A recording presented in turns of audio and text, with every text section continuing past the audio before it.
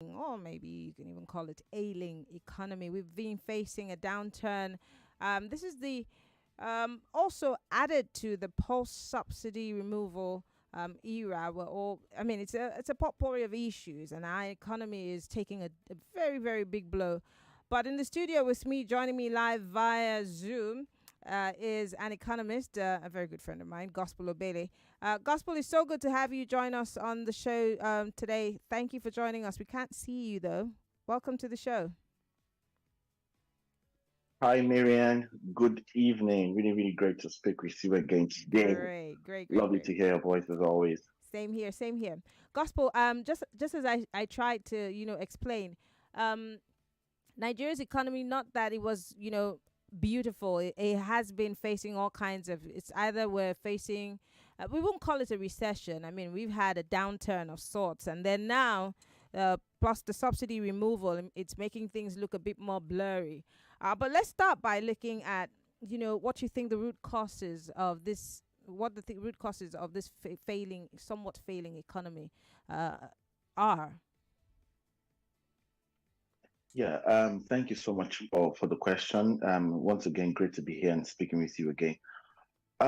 It's a mix of so many things, a mix of so many things, and the foundational elements of how Nigeria was formed, Mm-hmm. the grounds upon which it was formed, the whole composition of the military government, and then quote unquote, you have the civilian government taking over, was also sort of misaligned in terms of, the argument that the civilian government were just the same military guys who had the same physical habits, but Mm. this time wearing a bada. I don't know if you get what I mean. So technically, the same people were recycled through the system. There were no defined values, defined ideology to guide the policy space. Political ideologies. There was not anything defined that Mm. has to do with putting the people first and identifying all the investment elements, all the enablers that we need, to position Nigeria as a very competitive nation globally. Back in the 1970s, 80s, and even early 90s as well, we are at the same par with India, slightly also with China and co, even with Singapore at some point. But right now, those countries are not in anywhere. We're not in anywhere close to where they are right now by all yardstick, be it human capital, be it investment, be it size of the economy, be it attraction, to the global markets and all that. So Mm. we've seen a very gross failed system of people and leadership. And notice I'm using the word people and leadership Mm. because a very large extent, the crops of leaders we have are a reflection of who the people are and what they permit. Yeah. All right, at least at a significant level of who the people are. And then we've seen all of these elements woven deeply into our culture, right? Into Mm. our culture. It's really deep into our culture. Mm. So bad into our culture that even when you change governments, change administrations, even when you change leadership in corporate organizations as well, you see almost the same thing replicating or happening. So it's not really a function of changing leadership, it's a function of the culture, the way of life, Mm. the standard way of behaving, the beliefs, the attitudinal perspectives that guides how people do what they do, when they do it, how they do it, Mm. and how often they do it. All right. So, and we've seen those standard cultural elements infused into very sensitive things like national budgets. I don't know if you get what I'm trying to say. Mm. Very sensitive things like even how we mobilize revenue. Yeah. Very sensitive things like national identity, for instance. You Yeah. have BVN, you have NIN, you have, Ah. you understand, Don't even get me it's also built started. into how government is structured and all that. Yes. Yeah, so all the purview of these elements have sort of, because what we see today, inflation, cost of living, debt servicing, and all that, I would say the economy is shrinking, are heavily built on this foundational core, which was the question you asked. Mm. And we're not really usually surprised at where we are today as a nation. But to make things really different, we need to go back to the basics. Mm. Now, in talking about going back to the basis, because you've mentioned a lot of things, and I love it. This is one of the reasons why I like to have you on a show like this, because you need pick and take time to explain all of these things. A lot of people, you ended up saying that we're not surprised. There are people, gospel, who are really surprised that we're where we are, because they have no idea as to what's at the foundation of all of this. But most of the time, we talk about corruption. Corruption is just a broad umbrella for which we hide other things that have not been done. But let's talk about, the fact that people keep, or governments come and go and say, oh, we're going to diversify the economy, divest the economy, we'll divest the economy. We keep hearing a lot of we will. But then when we get down to business, divesting the economy never is priority. But how important do you think diversification of our economy, is to, helping the system to come back to where it should be? I mean, I'm talking about the economy, and what are some of those, things that you can point to? What sectors do you believe would hold the most potentials if we decide that we're going to divest? Because many have said that, the Tinubu administration might be great at doing that. Thank you again. Thank you again. First off, the problem is not diversification. The Nigerian economy is already diversified.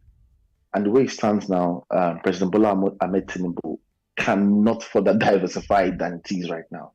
And I say that very confidently because the numbers are there. Right now, the Nigerian economy the non-oil sector holds 95%, almost 95% of economic activities right now. How much more diversified can you be other than that, right?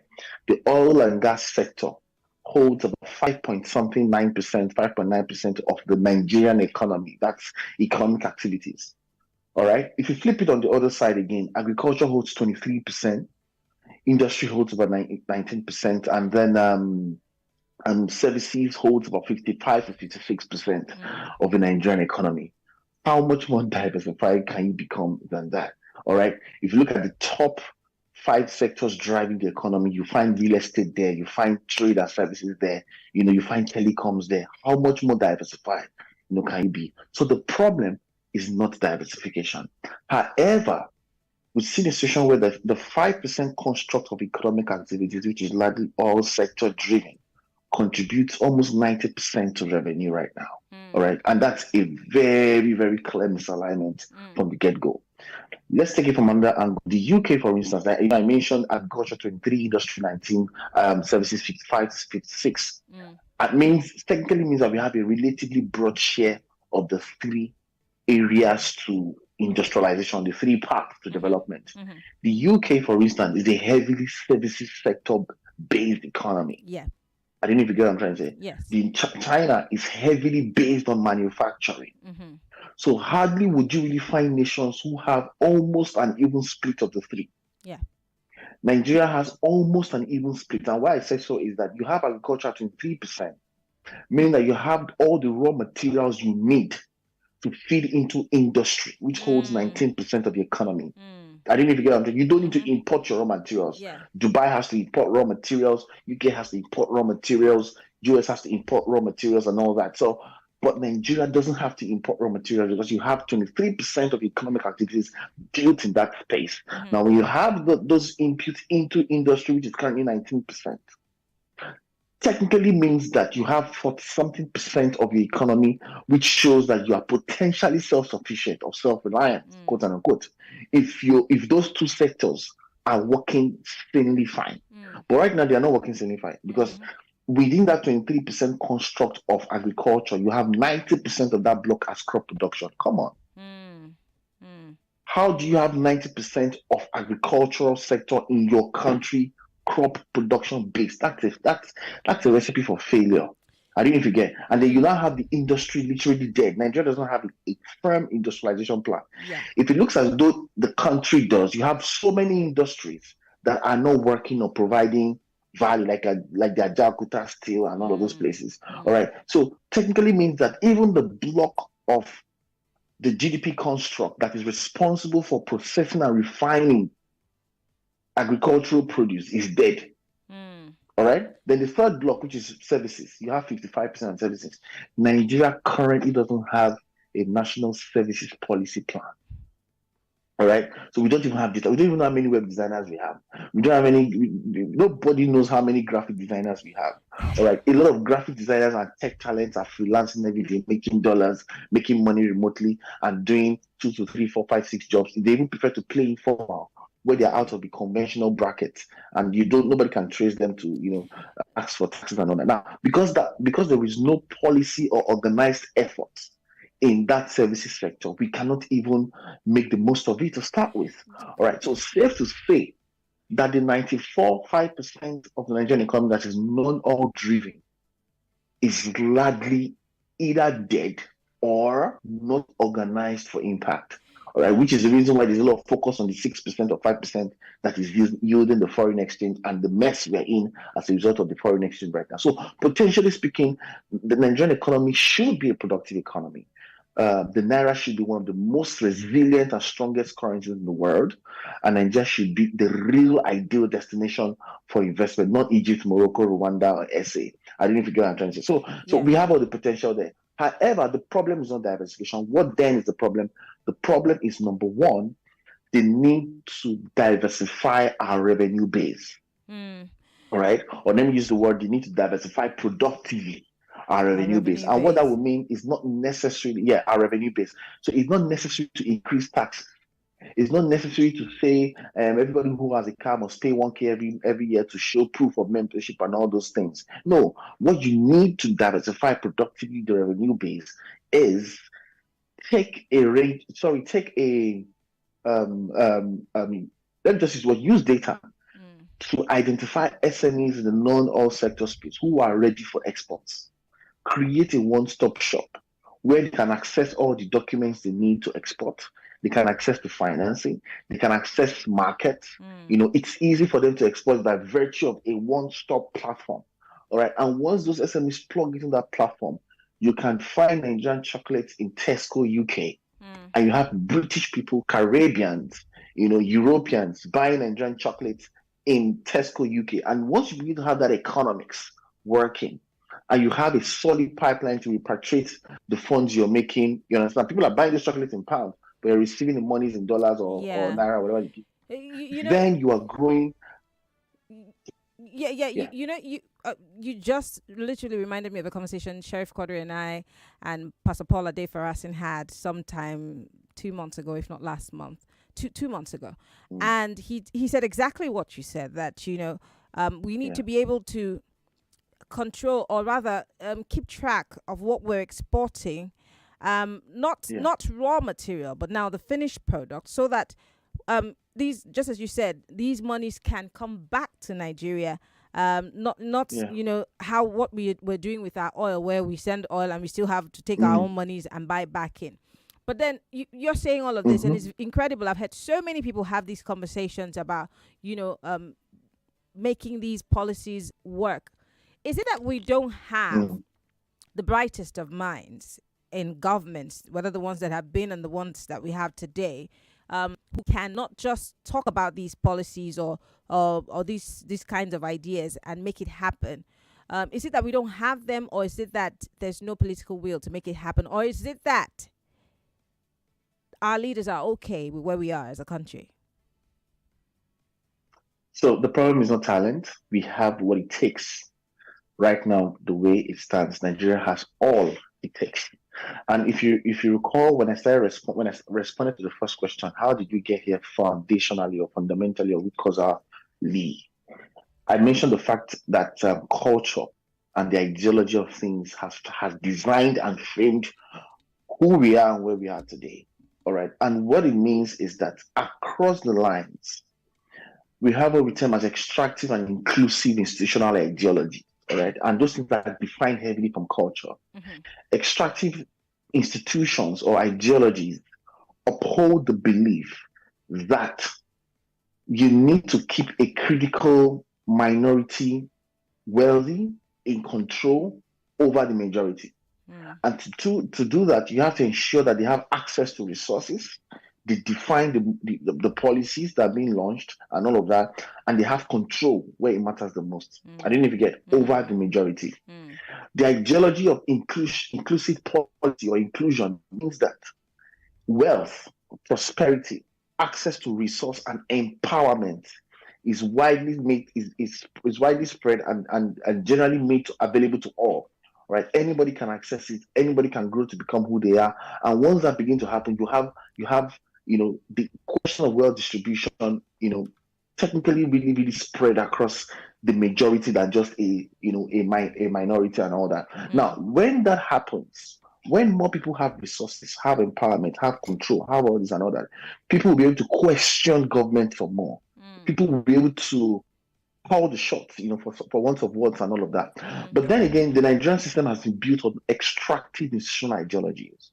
All right. And what that simply means that whether you change government or not, the problem still remains the same. The reason is Mm. because you need to keep the people disempowered for you to retain a significant level of control. Mm. I didn't forget. So that's the ideology. So largely, I think it's a cultural and ideological problem first, Mm. before you say political will, because the conversation of political will sprouts from: is this how we think? Is this what we believe? Is this where our Yeah. interest lies? Is this what we want? Mm. If this is what we want, then will is not an issue. All right. People talk about corruption a lot. I tell people in Nigeria, corruption is not the problem in Nigeria. In fact, there are many other very developed countries that are way much more corrupt than Nigeria. All right. If you go to spaces to do things, you hear of tips, bribe, and all that, and people make it look as though that is the corruption. That is not corruption. Mm. you know, if you go to some other advanced market, come on, I mean, just to order a food on the application, you'll find out that they'll give you options to tip the driver or to tip the delivery person. I Mm-hmm. didn't forget that for 1%, 0.5% on that. Those things are Yeah. legalized. Yeah. So what you even term as corruption is not really the argument. All right. Mm. So the argument are the core cultural, ideological basis upon which our institutions are framed. Yeah. And once your MDAs, your fiscal authorities, monetary authorities, and everybody, state governments are framed on that ideology, your party systems are framed on that ideology, there is nothing you can It's do. impossible The to do anything. nation will keep. Yeah. It's impossible. Because if you attempt to do anything, you'll be fighting a system of Yes. ideologies and they'll Yeah. take you out. Of course, going against the establishment. Well, gospel. We're gonna take a quick break. When we come back from this break, I'm gonna ask you about how government can address infrastructure deficit, because that's also something that you mentioned. But Gospel Obele is an economist. Mm. He's still here with us in the studio. We will take a quick break, bring you some messages. Right after that, we're still talking about how we can solve the problem that our ailing economy has been facing. Take it away. So Lagos, I've got gist for you, and this one is from Raga Real Estate.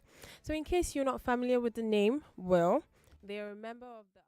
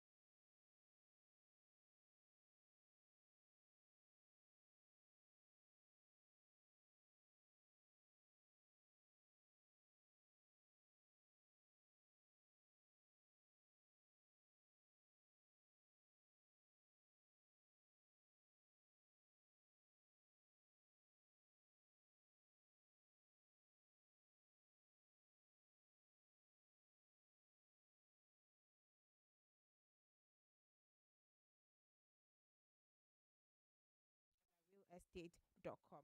Okay, Lagos, do not forget that at Atlantics Boulevard Estate, you are welcome to feel at home. All right. Well, Gospel. Before we went on that break, I wanted to, for us to talk about the issue of infrastructure deficit.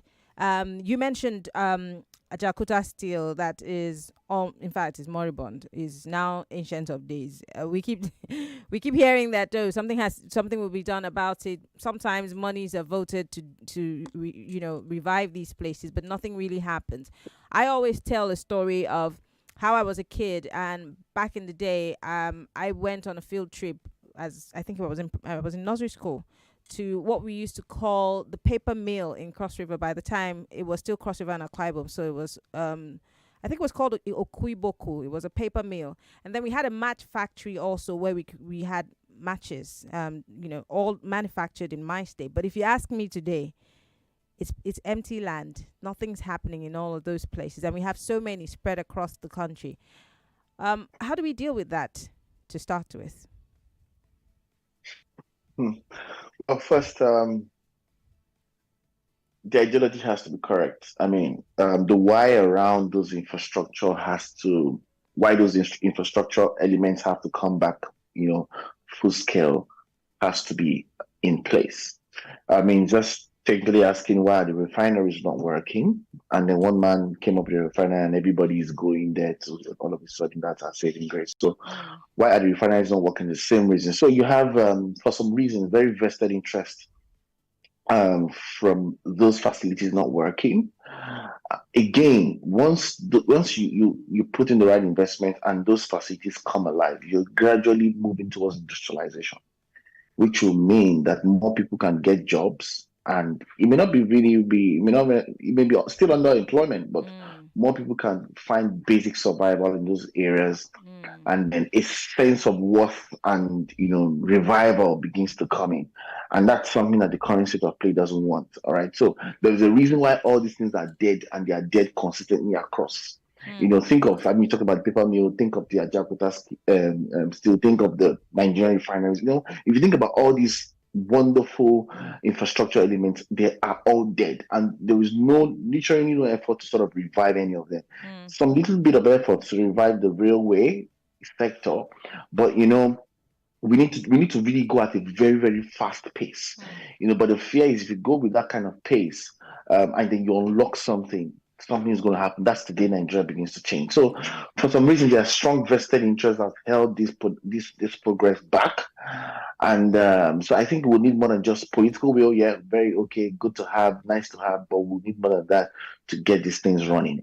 Another thing again would be also, if you want to think about it, holding everything else constant. All right, how do you finance the revamping of these industries? So again, talking about infrastructure financing as well, finding sources to finance. There are largely debt-focused infrastructure options, but how do you do that successfully without making it difficult for the next generation? Another angle to it, when you listen to the campaign of the different presidential candidates at the time, leading up to the February 25th elections, and you hear what they have in mind to industrialize the country, it was quite a shame. I don't know if you get where I'm headed. You don't hear anything on the front line of innovation. In fact, if that matches industry was still alive today, I would be shocked. I don't know if you get what I mean. Yeah. So, because I mean, I've not seen matches since I came to the UK and all that. All right, so people are really worried about these things. Well, maybe we would the have mindset graduated to manufacturing lighters. Again, that's it. Innovation is progressive, but the progression around how innovation moves is still built on the ideological institutions that, in the first place, started that innovation. I don't know if you get what I'm saying. The only way you can keep innovation running is if the cultural elements embedded as enablers are still in the front line of that innovation. Absolutely. That's the only way. Let's go a little bit away from Nigeria and talk about the African continent. They keep telling us that we're operating on past glory. The fact that we used to be seen as the big brother in Africa. How important is regional integration, regional economic integration within Africa? how can he help us, to build our economy? Because earlier today, I was having a Mm. conversation with somebody, and the person kept saying, why are we rejoicing that Dubai opened, lifted the ban? I mean, the person kept saying it's a deserted country and we have everything in this country. Why are we selling ourselves short? But then regional economic integration can play a role in also boosting our economy, can't it? Yeah, it can, to be honest with you. But the very big but there is, what are you bringing to the table? Hmm. All right. For instance, now, I mean, we're to be in a relationship. The question will be, why should it be me and not somebody else? Why should it be you and not somebody else? I don't know if you get, what value are you Are bringing you to the table that bringing? makes you stand out? And that's how Mm. regional integration works. Beyond the fact that we are all African countries in Africa. Mm. All right. When you now think of integration, that's another level of, sort of a quote unquote romantic involvement with other Mm. countries. And there has to be, to a very large extent, a win-win for that integration to actually yield value across board. Otherwise, it will be the country with the strongest value would prey on the one with the lowest or the lower value. So, So gospel, big you're saying. So questions. What you're are we saying. taking to the So are table? are you saying that we need to get our acts right first within Nigeria, sort ourselves To be out? honest with you, Eh, because of how things are really moving fast, we may not be able to wait to get our acts together. mm. So technically, we're already late. That's what I'm trying to say. So we need to get the conversations of regional integration started.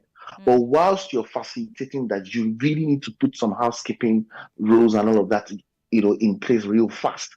Your Mm. economy has to be working. You need to fix the critical sector that will even help you gain value out of that integration. I don't know if you get. So you're Mm. going all the way to pitch yourselves to be members of the G20 now, maybe G21, which is not bad. There are levels to that engagement that will yield positivity, or some big plus for the African continent and even Nigeria.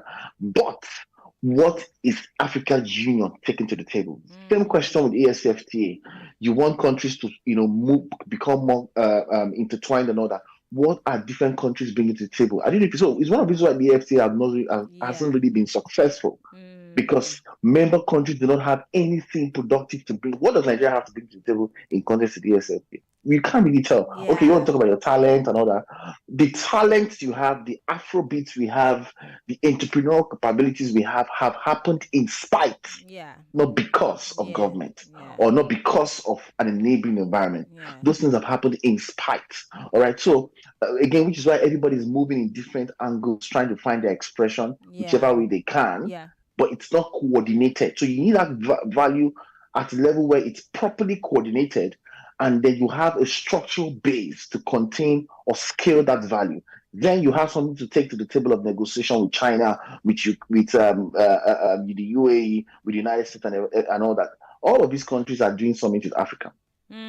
Absolutely. Like, But then again, can't Africa lead the charge with them? It's when you have something that you lead the charge. yes, absolutely. And You then know, that's a call for us to begin to really, really look deep within. yeah. But I want to bring Lagos into this conversation. Lagos, in the next 10 minutes, let's, if you have questions, comments, you want to chime in, 0700 993 993 993. That's 0700 993 993 993. You could join the conversation on WhatsApp. We're live. Facebook.com/Nigeria Info 99.3. We're also live on YouTube. If you have a question, please feel free to join in and ask the question. Gospel, before I take a call, how can government ensure that economic reforms and policies really benefit segments of society, including the most vulnerable populations? We've seen what the government is doing with 5 billion given to state government for what I hate to use the term palliatives because it looks like we're beggarly. I would rather put it as cushioning the effects, even though it goes nowhere. The bigger question is who's overseeing the disbursement of these funds, and how can we track the people that these monies go to? But quickly, let's take a call. I know that you can answer this question off the top of your head. Hello. Okay, great. Hello. Good evening. Hello? Good evening. Hello? I can hear you. Good evening. Oh dear. Apologies. Do call us back. 0700 993 993 993. Gospel, would you like to answer the question, please?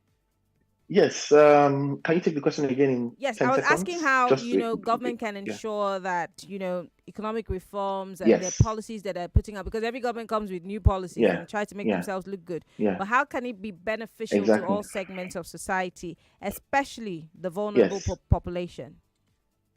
Yes, yes. So the case of this 5 billion, whatever palliative, for instance, or cushioning the effect, it's just very similar to what you have in the conditional cash transfers in the last administration. The Mm. same template. Number one, the ideology has to change, and it doesn't take anything to change an ideology. It's just a value reorientation of the system. Very simple. Put that in place and ensure that it's widespread across MDAs, across states, and all of that. Mm. Let there be a penalty. Fix your judicial and whatever legal frameworks to ensure that there's a penalty or punishment for anybody who does not imbibe, Mm. this new set of values and all that. So you need to first, establish that. Secondly, you need to involve those who you are designing those palliatives or social intervention for. Mm-hmm. We're in the era of intelligent social intervention, sort of, safe to put it that way. Yeah. Meaning that if you don't involve the beneficiaries of a given social intervention project, you're likely going to be going on a waste spree. And that's Yeah. what has happened over the years. So Yeah. when people come and say they're giving 5 billion, I don't get why Nigerians are excited and all that. Again, it also shows the depth and the lack of understanding. It also Yeah. shows a gross level of citizen intelligence, poor citizen agenda setting. These things don't know what they want. At the Mm. same time, it also impacts on what they expect from government. I don't know if you get Is what I'm it trying to say. is So, it is it is it really yeah, that you we need to don't know involve the what we people then. want, or is it that the mindset of the people has been raped so badly that they really just don't care? So if you start from the conversion of mindset, leads me back to extractive institutions. The game card of extractive institutions has been played for decades in Nigeria. So if you disempower the people long enough, they will become weak and accept anything you bring to them.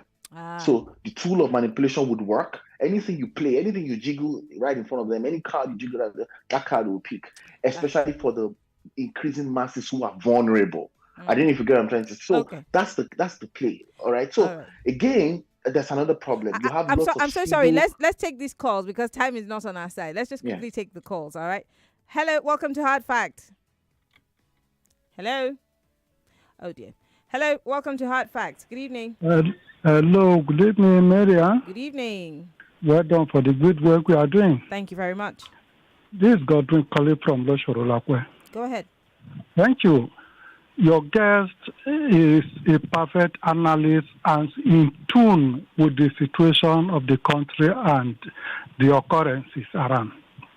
The fact that it is, except the people in charge, unto this change of mind, of sincerity of purpose, not for political jingoism, not for their own personal pocket and their family, devoid of corruption, nepotism, sectionalism, and regionalism. Then, whether you go to G100, G21, all those are just flamboyant political exposition and nepotism. Okay. Nothing will come realistically on the side of the citizens and ordinary Nigeria. All right. All right. Thank you very much for calling. 60 seconds. I want everybody else to be able to talk. 0700 993 993 993.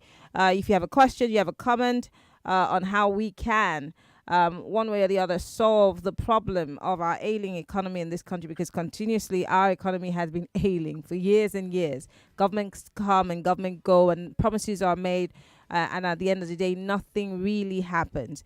Hello. Good evening. Welcome to Hard Facts. Yeah, hello. How are you doing? I'm fine, thank you. What's your name, sir? Where are you calling from? Mr.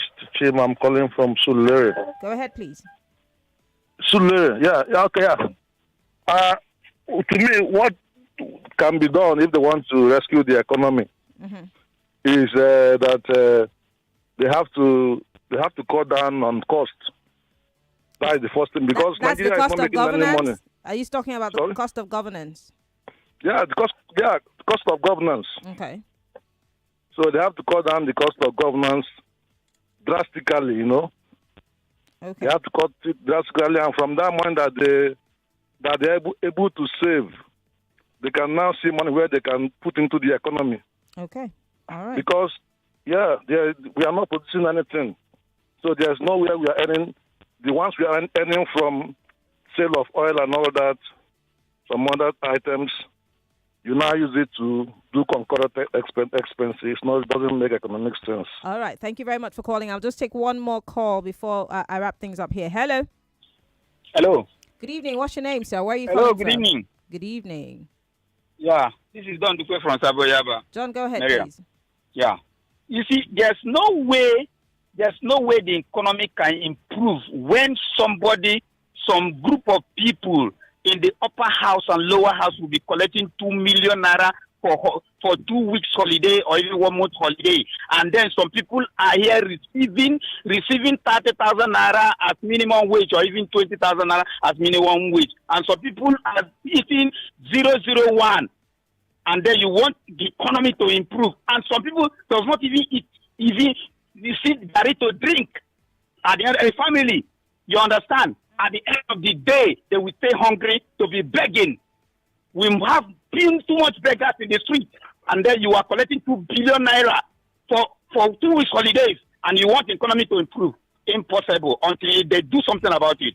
All right. Thank you, Miriam. John, thank you very much for calling. Gospel, I'm tempted to take a quick 30 seconds call. Let me take one. If you can stay 30 seconds. Good evening. What's your name? Where are you calling from? Marianne, how are you? This I'm is fine. Engineer Akin. Engineer Akin, please. 30 seconds. We're out of time. From, Go. yes. You see, when they came up with this option of giving us 80,000, we refused. We said they should spend the money on the refinery. They went ahead. They compensated themselves with 5 billion. 2 billion has been disbursed to them.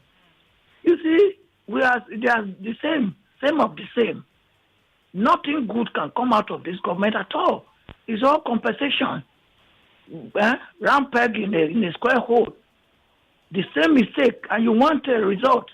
You will continue to get the same result. All right. Well, thank you very much for calling. I thank you for staying true to the time. Gospel, always a pleasure to have you in the studio. Thank you so much for having this conversation. So but much, I don't Miriam. think that this is where it ends. We have to keep having these conversations and having forums where we can address our policymakers in person, so they see and understand the points where we're coming from and begin to put pressure on them. But thank you. Gospel Obele is an economist, very renowned. Thank you so much for analyst. having me, Miriam. Thank you for coming on the show. We appreciate it.